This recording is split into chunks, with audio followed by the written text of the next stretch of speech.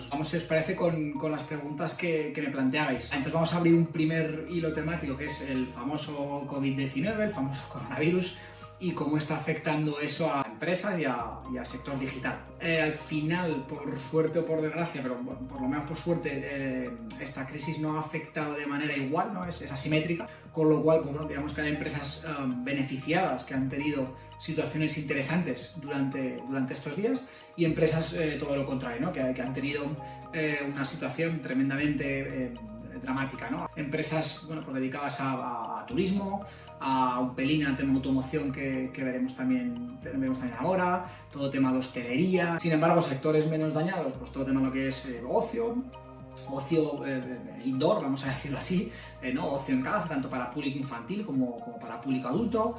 Todo tema, aunque ya está parando mucho, pero deportes indoor también ha tenido, ¿no? un pico importante. Cosmética, durante todo el tiempo que no se podía ir, ¿no? a la peluquería, a la esteticien, pues ha habido también un repunte bestial. En fin, bueno, son industrias que probablemente poco a poco han ido cogiendo cierto peso durante estas semanas atrás. Alguna ya se está pagando y está volviendo un poquito a una cierta normalidad, y otra probablemente aproveche esa inercia y pueda mantener cotas más interesantes. Pero al final es una suerte dispar, y en función del sector al que te dediques, probablemente el coronavirus haya influido de una u otra manera. Bueno, pues la primera pregunta que debo hacerme, lógicamente, es: ¿ese producto o servicio que yo vendo es adecuado, es apto, es interesante para mi cliente en ese tiempo en ese tiempo de post-confinamiento? Bueno, pues efectivamente, de nuevo, habrá industrias, igual que antes, que seguirán siendo beneficiadas, habrá otras que han sido beneficiadas y van a dejar de serlo. Pues hemos vivido un pequeño paréntesis, ¿no? Vamos a decirlo así,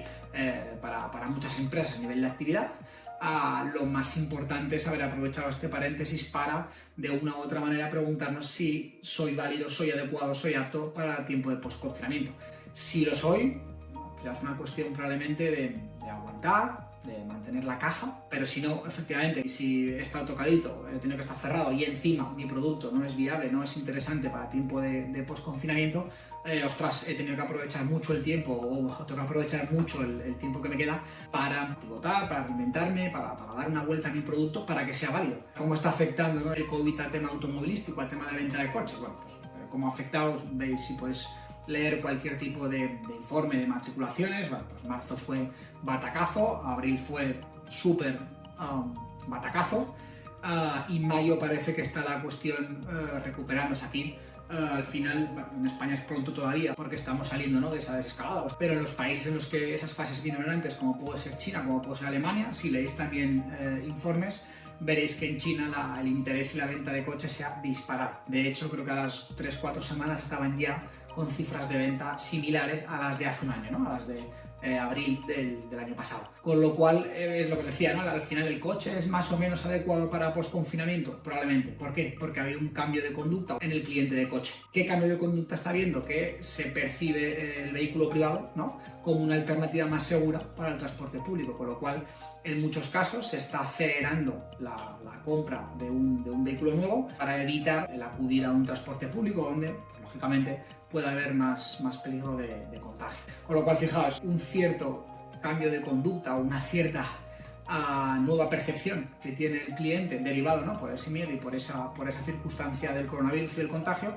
está haciendo que sea un sector que parece ser que en España se va también a recuperar. Al final también me preguntabais, ¿la tendencia hacia compra de nuevos productos se fortalecerá aún más después de este COVID? No tengo ninguna duda. Llevado al sector digital, al final mucha gente se ha visto obligada por narices a utilizar una interfaz de web y ha tenido que utilizar un medio de pago, ha tenido que elegir un transportista, ha visto que el transporte ha llevado el producto a buen término en plazos acordados, o sea que ha vivido una experiencia de compra digital que probablemente quizás antes no había vivido y que posiblemente eso haga que siga queriendo realizar esa compra digital. Una compra digital probablemente también se considere más segura que ir al supermercado, que ir a una tienda física a comprar el producto. Pensad que el e-commerce en España, ¿no? va creciendo año tras año con tasas interanuales de 2 dígitos desde tiempos inmemoriales. No tengo ninguna duda que cuando veamos la cifra total de negocio de comercio electrónico este 2020 va a crecer mucho más de lo que va a crecer ya de por sí. Planteabais o preguntabais ideas o estrategias para que el pequeño comercio pueda salir adelante. Una primera estrategia probablemente sea mirar si es que no lo estaban haciendo ya a la venta digital. En fin, al final tengo, ¿no?, un volumen de clientes, de consumidores que está desplazándose por narices o no de una compra física a una compra digital, y yo me quedo anclado en una compra física, pues muy posiblemente esa transferencia de clientes ya me la estoy perdiendo. Y cuando digo mirar ese mundo digital, no me refiero a lanzarme como loco, que lo ha habido durante estas semanas, a vender digitalmente, a montar mi tienda online. De la misma manera, ¿no?, que en una misma calle no se sitúan 4 fruterías todas seguidas, porque no tiene sentido, lógicamente. Al final los propios clientes o bien se repartirán y a los 4 les irá mal, o bien aquella que consiga diferenciarse y crear más valor en esa venta de fruta se llevará el gato al agua, y hará que las otras 3 les vaya peor.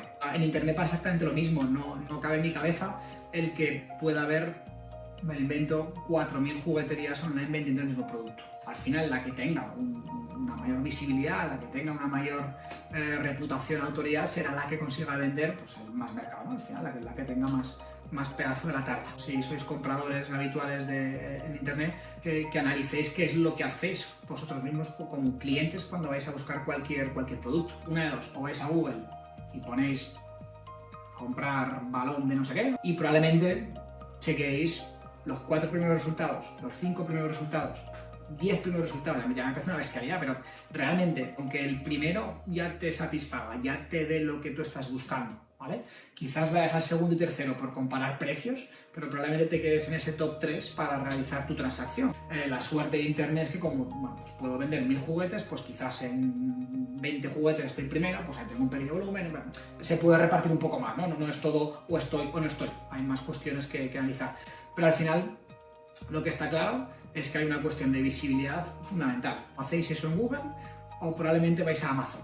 Amazon, creo que según los últimos datos, registra el 30 y pico por ciento, casi el 40% de las búsquedas de producto sin pasar por Google. Con lo cual aquí me lo ponéis todavía más complicado para el comercio minorista, en el sentido de que el montar tu tienda online tienes que pelear en Google, y encima por cada vez menos pastel, porque Amazon está logrando cogerle cuota de mercado al propio Google en cuanto a primera búsqueda. Sí que creo que tiene sentido, ¿no? O me refiero con ese mirar como de competido o no competido está mi sector, a ver cómo está el gran Amazon en mi sector, y a partir de ahí, pues analizar, ¿vale? Analizar si tiene sentido montar algo yo, analizar si tiene sentido vender a través de Marketplace, de Amazon en este caso, analizar si tiene sentido aliarme con 3 o 4 para vender un producto cruzado que no exista. No lo sé, al final, con ese mirar al mundo digital, insisto, me refiero a, lo primero, dedicarle unos días, unas horas de materia gris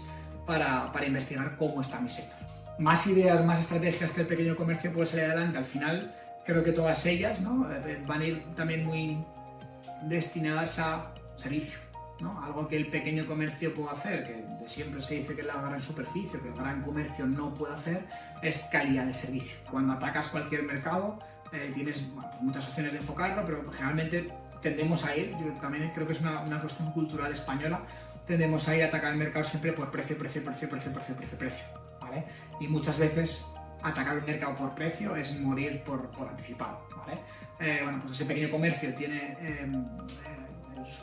su servicio, ¿vale? O tiene un servicio, una capa de servicio, un intangible con el cual trabajar ese precio y no tener que ir solo a precio, que no es fácil en muchos casos visibilizar y tangibilizar ese servicio.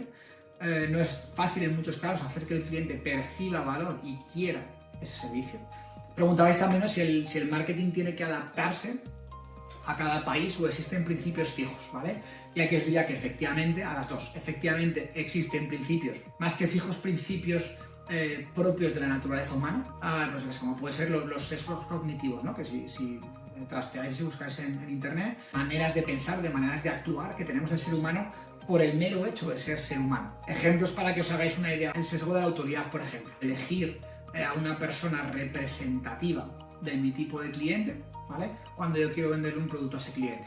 Lo podéis ver elevado a la máxima esencia cuando elegimos los típicos actores o deportistas de élite para vender un producto, o si veis una web de productos de dentífrico, ¿no?, o cualquier tipo de productos para higiene bucal, aparecer a gente sonriendo o aparecer a gente con bata, los dentistas.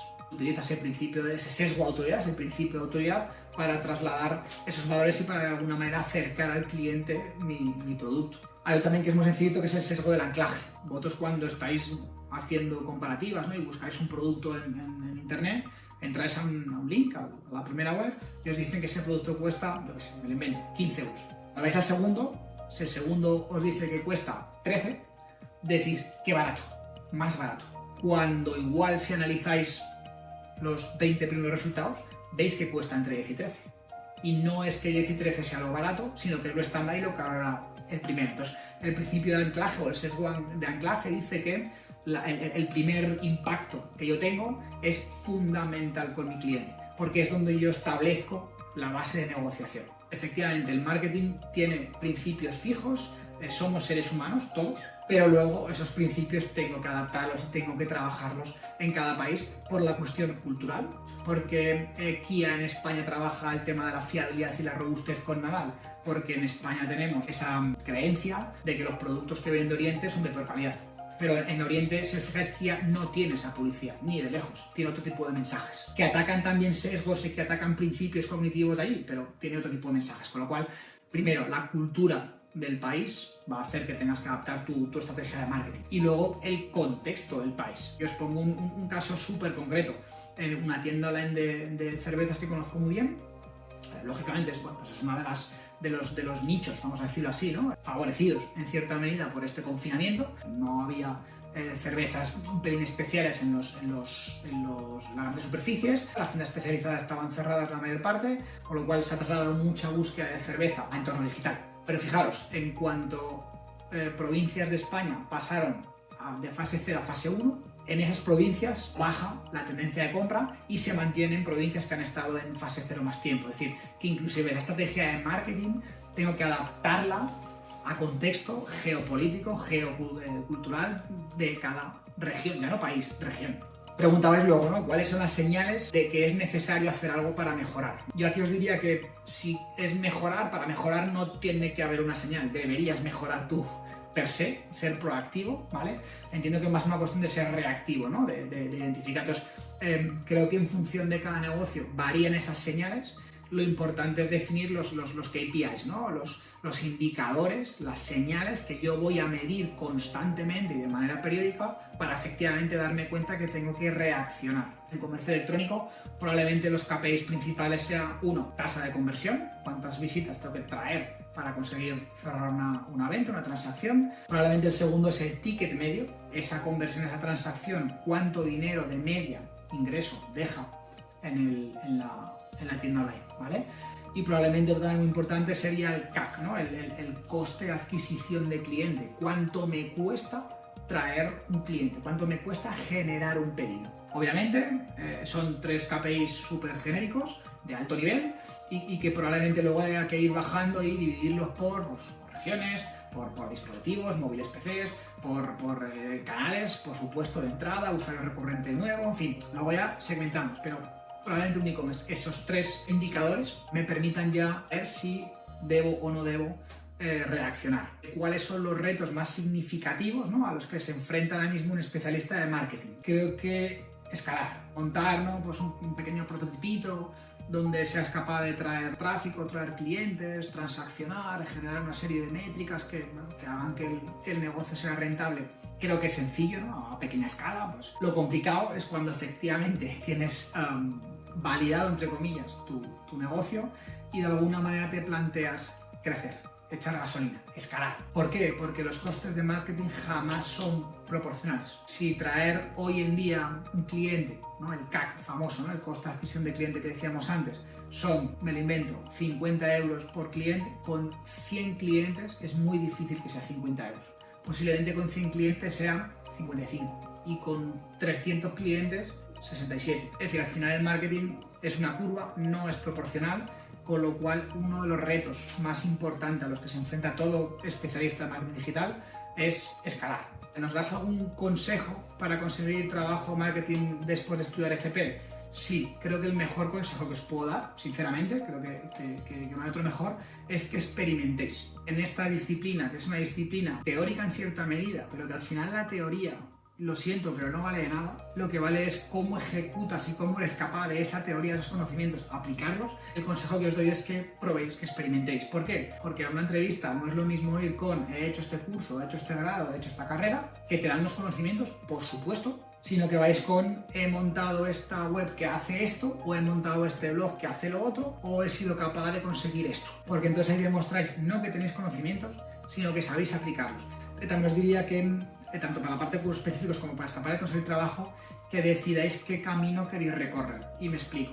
Cada perfil encajará mejor en una u otra empresa, o más que en otra empresa, en un momento dado o no de un proyecto de una empresa. Creo que debéis elegir ser generalistas, domino más o menos todas las disciplinas o las disciplinas más importantes, con lo cual sé moverme, tengo una vista más horizontal, o bien todo lo contrario, soy especialista, soy vertical, de todo, pues me he orientado, me he enfocado en posicionamiento, o me he enfocado en redes sociales, o me he enfocado en venta en Amazon. ¿Vale? En algo súper concreto. Entonces ahí sí que creo que también que tenéis que elegir vuestra aventura. Por último, ¿es importante reinventarse? Sí, claro, sí, por supuesto, sí, ¿qué remedio nos queda? Todo proyecto, toda empresa que nace, desde el momento en el que nace, entra en una carrera en la que no puede mirar atrás, entra en una huida hacia adelante, en la que tiene que estar constantemente mejorando. Tenéis 8.000 casos documentados de estudio, que si Kodak con la cámara digital, que si